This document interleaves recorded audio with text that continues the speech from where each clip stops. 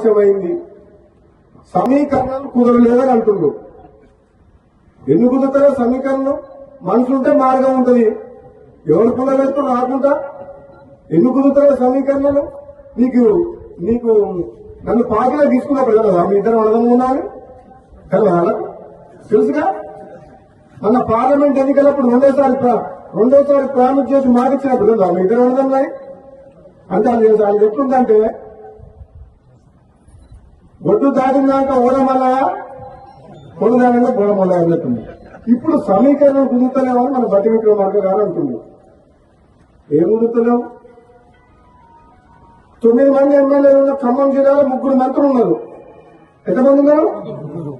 11 మంది ఎమ్మెల్యేలు ఉన్నా నల్గొండకు 3 ఉన్నారు తప్ప మహబూబ్ గారికి ముఖ్యమంత్రి ఇచ్చినాం కదా మనం. రేవంత్ రెడ్డికి ముఖ్యమంత్రి ఇచ్చినప్పుడు ఇద్దరన్న మీద తప్పేంది? ఇదే నమ్మడం లేవాలని తక్కువ ఇద్దరికిద్దరే గద్దలమే ఇద్దరం.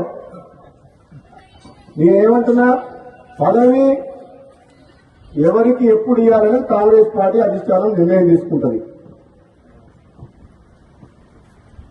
ఆలస్యమైనా సరే నేను ఓపిక పడుతున్నా.